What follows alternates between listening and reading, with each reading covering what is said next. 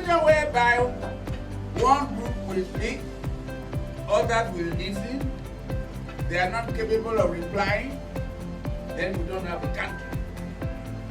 A country means everybody in that country is equal. Then they know their leaders from various places. That was in Nigeria I knew in the First Republic. In 1950, the recent constitution spelled out what Nigeria should be, what type of administration Nigeria should have. A federal Republic of Nigeria, whereby the three regions, North, East, and the West, will be the components. Every region will be equal of the other, but allow each region to develop at its own pace. And three, physical federation, fidelity. That is, whatever is produced in your area, you'll be entitled to half of it, 50%. The balance of 50%, 30% will go to the three regions, again with the federal government, and 20% to the federal government. That was the Nigeria we all knew of. That was the peaceful Nigeria we knew of. That was in Nigeria where everybody was equal. But today, even though it is being said, some people look like second-class citizens in their own country, others are first-class citizens.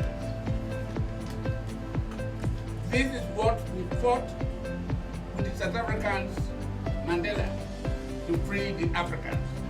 Why do we practice it in our home? Whatever we do in this country should be based on merit. And whatever should be shared among the people.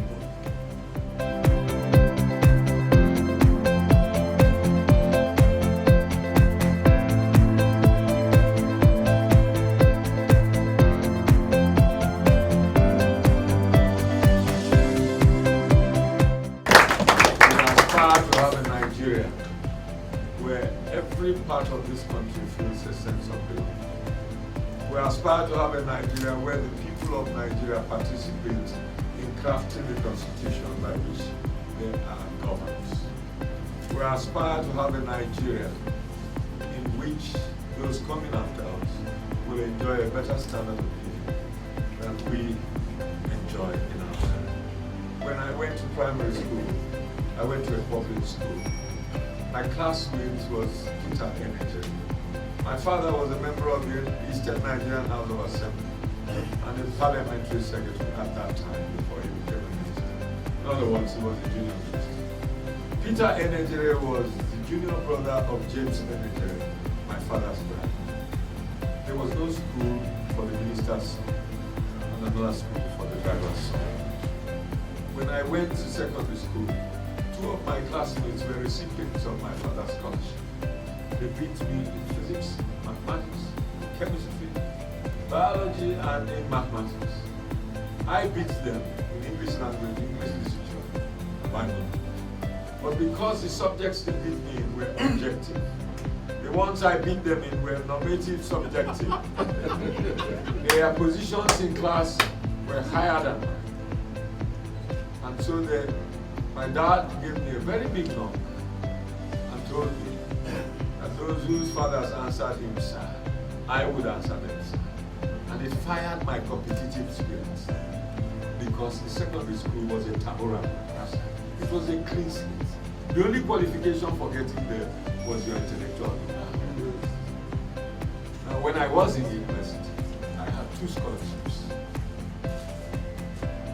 Today, I don't know how many people go to our universities with scholarships.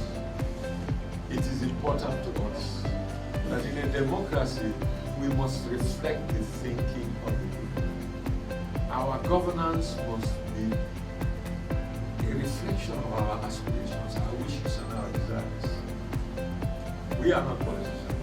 To become a member of the National Executive of Ohanese, you must dispossess yourself of any political coloration. If you have had a political party card, you drop the political party card.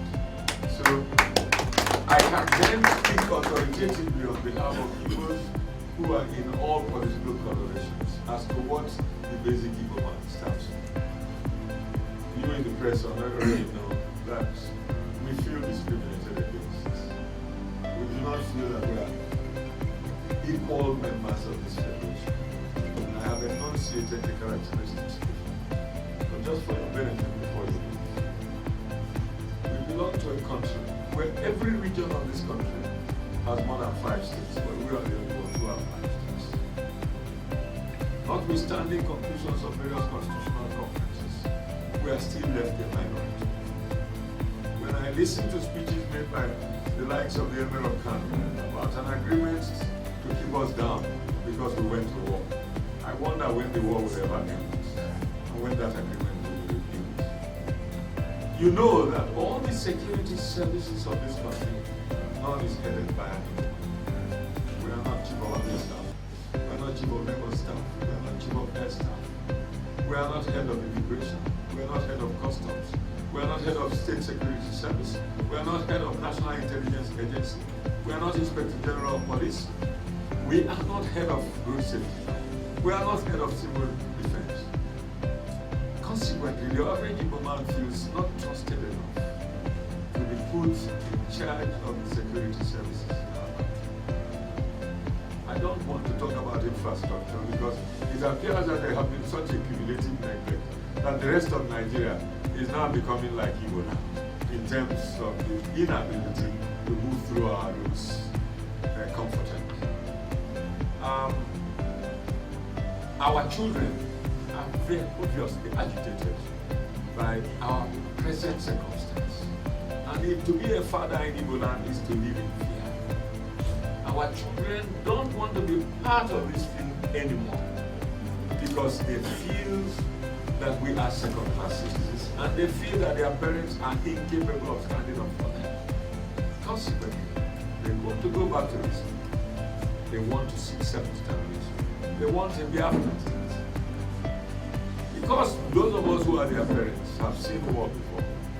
And we know that to unleash war in this country is the worst thing any one of us can bring about. We think that in the African continent, our size is our asset. We think that we built a brotherhood over the years since 1960. That we cannot break it if we can bend it.